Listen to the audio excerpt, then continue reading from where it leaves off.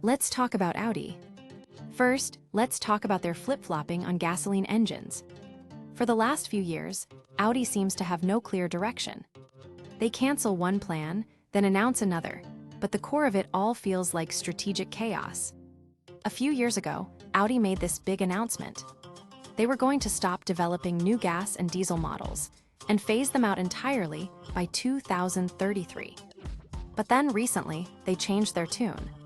They basically said, okay, fine, we'll keep selling them for another 7 to 10 years. Which, if you do the math, gets them to about 2032 or 2033. So in reality, almost nothing changed. It just comes off as a weird game of rhetoric. And here's the crucial part. Over 90% of Audi's customers are still choosing cars with internal combustion engines. That's the overwhelming majority of their buyers, literally voting with their dollars for gas and diesel. And yet, the company keeps repeating that electric vehicles are the only way forward. Which brings me to my next point, their big bet on electric cars that hasn't paid off. When Audi started pouring money into electric vehicles, or EVs, it seemed like it was going to be a breakthrough. But in practice, their global EV sales actually dropped last year by 7.8%. They sold only 164,000 electric cars worldwide. That's less than 10% of their total sales. For a company that was planning to kill its gas-powered lineup tomorrow, that is a catastrophically low number. Look, electric cars are the future. But there's a big nuance here. That future is arriving very, very slowly, especially for your average mainstream buyer. The charging infrastructure, the high prices, these cars easily go over $50,000, $60,000, $70,000, and driver habits. None of that changes overnight. But Audi is acting like every gas-powered car will vanish from the streets tomorrow morning. And it's just baffling. Then there are the comments from their new CEO that really poured gasoline on the fire.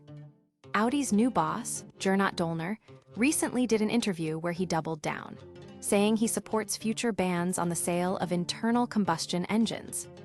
He even called any attempts to reconsider these bans counterproductive. Just imagine that.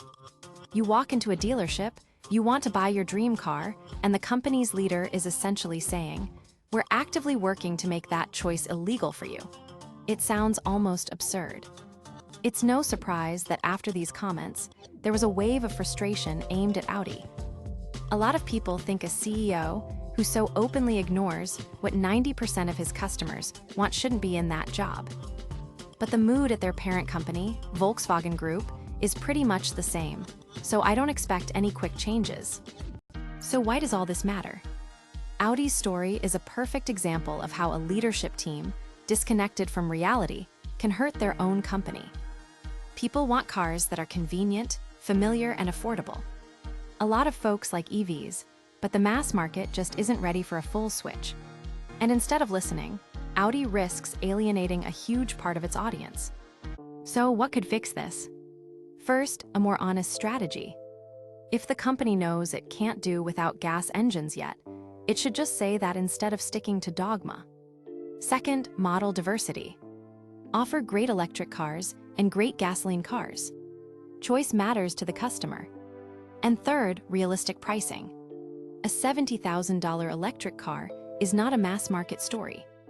And you know, personally, what bothers me most about the Audi situation isn't the bet on electric cars itself. It's how they're presenting it. Not as an opportunity, but as an obligation. And we're talking about a brand that spent decades building a reputation on the joy of driving and engineering quality. It's a real shame that today we're discussing their executives, strange statements more than their new technology. In the end, this all feels like a slow-motion self-destruction, where the company is consciously pushing itself toward a cliff. And while rivals like Mercedes or BMW are already choosing their words more carefully and adjusting their strategies, Audi just keeps charging headfirst into a wall. The real question is, how many customers are going to be willing to follow them?